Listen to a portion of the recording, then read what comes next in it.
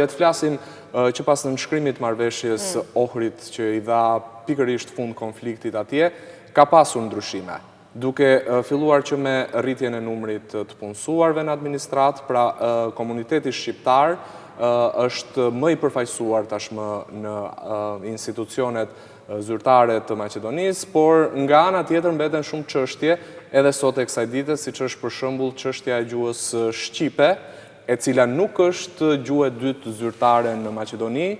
Janë disa modalitete që janë bërë ligjit për sa i përket përdorimit të gjuhës dhe simboleve në Maqedoni, që përcaktojnë se komunat me një përqindje të caktuar të komunitetit, le të themi shqiptar në këtë rast, mund të përdorin gjuhën e tyre zyrtare për krah maqedonishtes, por tani kemi përsëri një ndryshim të ligjit me marrëveshjen e re që është nënshkruar midis kryeministrit të Maqedonisë, që është njëkohësisht edhe kryetari i partisë më të madhe në pushtet, VMRO-DPMNE-s, Nikola Gruevskit, por edhe liderit shqiptar të Bashkimit Demokratik për Integrim, Ali Ahmetit. Pra është çështja e gjuhës, gjithsesi ka pasur shumë kritika dhe zëra dhe fakte që shumë nga punësimet që janë bërë në administratën e Maqedonisë nga ana e shqiptarëve kanë qenë thjesht për numër. Janë pra disa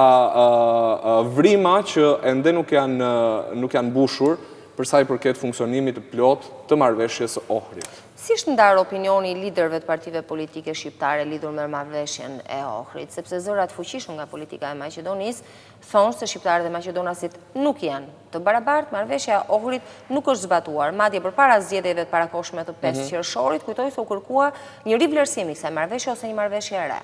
Po, kemi nga njëra anë partinë e Ali Ahmetit, BDI-n, e cila është tashmë në koalicionin qeverisës me Nikola Gruevskin, e cila thotë se pjesë e rëndësishme për funksionimin e Maqedonisë, për qëndrimin e Maqedonisë si një shtet, është pikërisht zbatimi i marrëveshjes së Ohrit.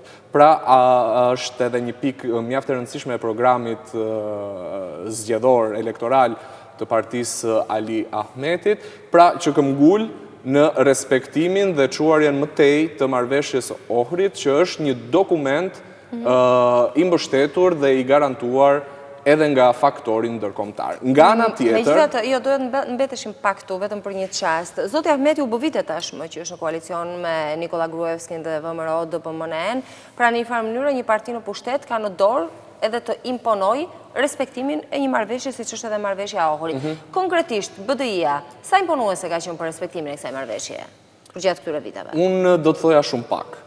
Për vetë faktin se Nikola Gruevski është një lider nacionalist, vjen nga një parti dhe nga një linjë e ashpër që do të ruaj patjetër me çdo kusht identitetin Maqedonas dhe duke mos toleruar për sa i përket komuniteteve, ka bërë disa tolerime, por unë mendoj që nuk janë të mjaftueshme për të çuar më tej zbatimin e plot marrëveshjes Ohrit, ose le të themi për të vendosur një normalitet ose një përmirësim të marrëdhënieve mes shqiptarëve dhe maqedonasve në Maqedoni.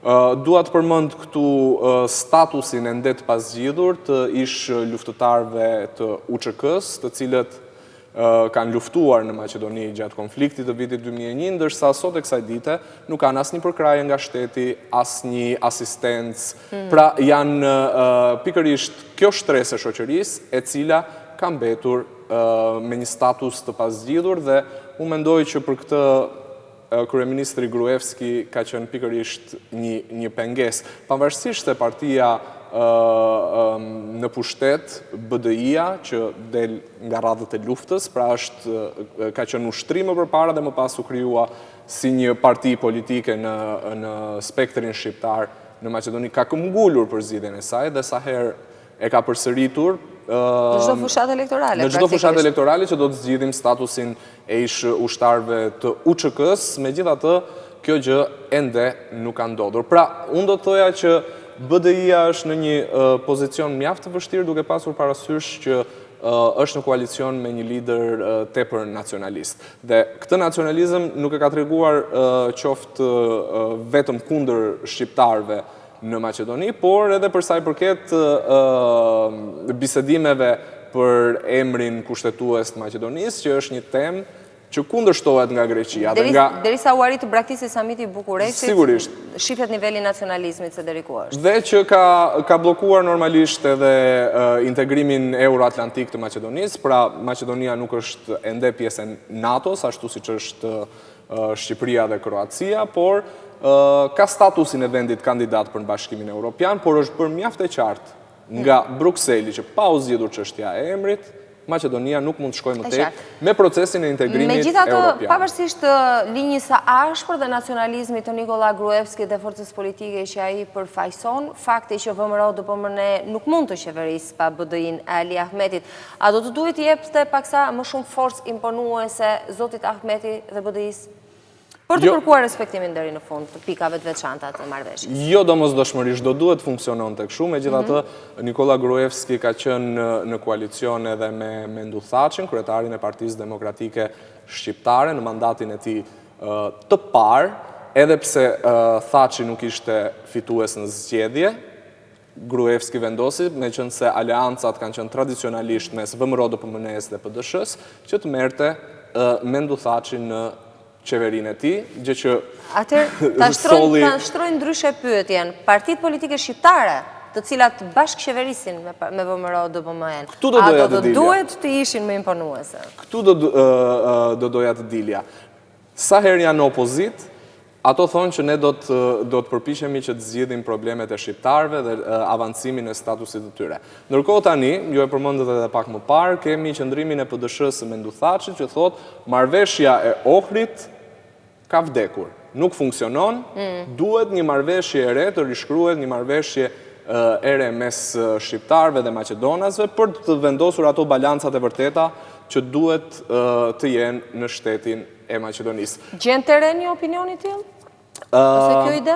Duke pasur parasysh që bashkësia ndërkombëtare është një mbështetëse e flaktë e marrëveshjes së Ohrit, për edhe vetë faktin që ka insistuar shumë dhe ka ndërmjetësuar, e ka lehtësuar arritjen e saj. Është iniciatorja normalisht. Është iniciatorja e saj. Unë mendoj që ideja e PDSH-s nuk ka një mbështetje. Megjithatë janë pika të marrëveshjes, pika të propozimeve të PDSH-s, të cilat ndoshta do duhet të shihen për të zgjidhur problemet e shqiptarëve në Maqedoni. Ka ndonjë lloj dakordësie mes krerëve të politikës shqiptare në Maqedoni lidhur me zbatimin e marrëveshjes së Ohrit, apo edhe në këtë pikë, sikurse edhe në çështjet e tjera, ata kanë ndasi të mëdha? Po sigurisht, të gjithë liderët politikë në Maqedoni në programet e tyre elektorale gjatë fushatave thonë që do të përmirësojmë statusin e shqiptarëve në Maqedoni, kanë qëndrime të kundërta, pra mbetet ende një prioritet, megjithatë kur vinë në pushtet, hasin në një kundërshtim të ashpër, do le të themi kështu nga... Ose ngro pushteti, Ardi. Sigurisht. Ose pse ndodhet edhe kjo. Po jo, do doja ta shihja në këtë prizëm që kryeministri i Maqedonisë Nikola Gruevski është pak si shumë nacionalist dhe kjo krijon probleme. Nga ndonjëherë perceptimi për politikën shqiptare në Maqedoni është që u shkojnë nga pas qefit kryeministrit Gruevski, cila do qoftë kjo parti që vendos që të jetë në koalicion me të. Çfarë do të ndodhte sikur shqiptarët e Maqedonit kishin ndoshta një parti të vetme politike, e cila merrte maksimumin e votave dhe maksimumin e deputetëve në kuadër gjithmonë të numrit qytetarëve shqiptar që janë atje. Diskutohet ndonjëherë kjo në politikën e shqiptarëve të Maqedonisë? Bëhet fjalë për një unifikim të faktorit politik shqiptar kur vjen puna për çështjet që janë me rëndësi për popullin shqiptar në Maqedoni.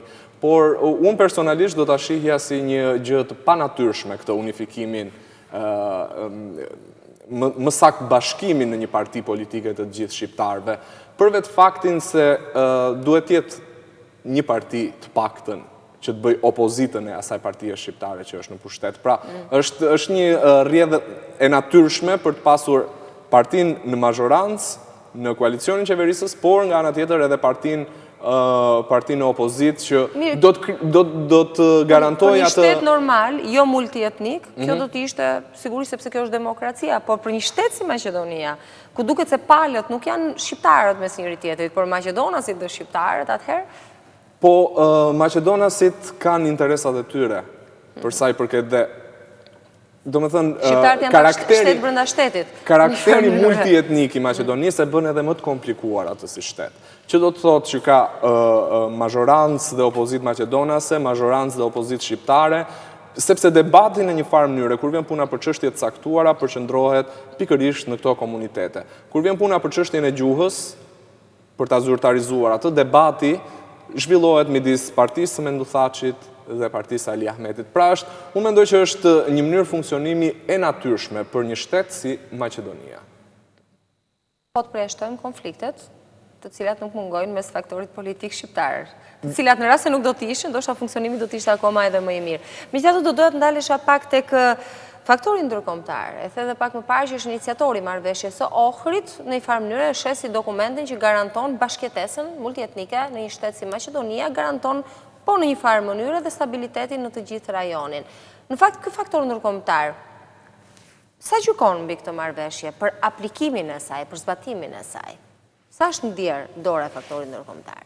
Absolutisht është ndjerë, sidomos e Shteteve të Bashkuara të Amerikës dhe ambasadorit të deri tanishëm atje Filip Riker, i cili ka qenë për sa i përket çështjeve ndëretnike në Maqedoni, ka qenë një zë shumë i fortë për të sheshuar mosmarrveshjet që kanë pasur partitë shqiptare dhe ato maqedonase për çështje të caktuara.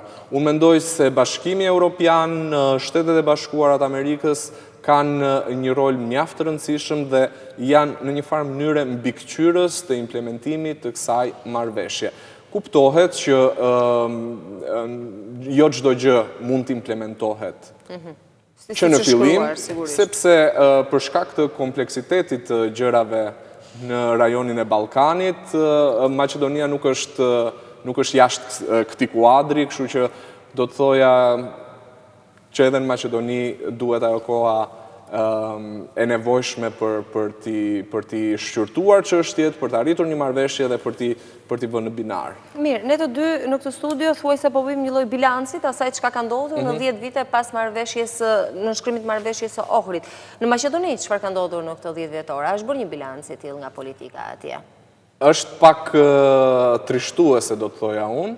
Për vetë faktin se kemi pasur një ceremoni për përkujtimin e marrëveshjes së Ohrit, në nënshkrimit marrëveshjes së Ohrit, 10 vjetorin, dhe në këtë ceremoni nuk ka marrë pjesë asnjë nga nënshkruesit e këtij dokumenti. Ka një arsye pse?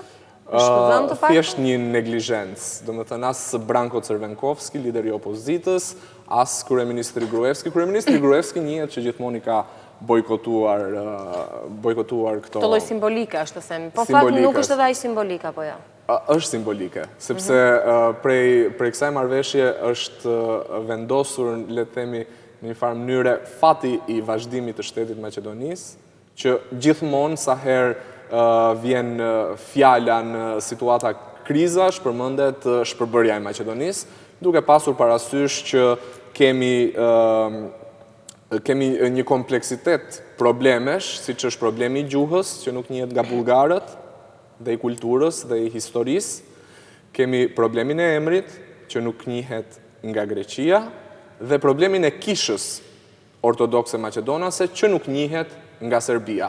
Pra, duke i bërë një bilanc asaj Maqedonie dhe fqinjve të saj, Shqipëria dhe Kosova janë vendet të cilat nuk kanë asnjë problem të hapur për sa i përket Maqedonisë. Dhe marrëveshja e Ohrit vazhdon të mbetet ajo komerdarja ku kapen gjithë, sa herë që është nevoja. Sigurisht. Megjithatë, perceptimi i maqedonasve për shqiptarët nuk është edhe aq i mirë, por ata do ta kuptojnë, shpresoj në një ditë jo shumë të largët, që shqiptarët vërtet janë miqtë e tyre më të mirë, qoftë për sa i përket ekzistencës së Maqedonisë si shtet, flasu për shqiptarët në Maqedoni, por edhe për mbështetjen ndërkombëtare si fqinj të mirë siç është Kosova dhe Shqipëria.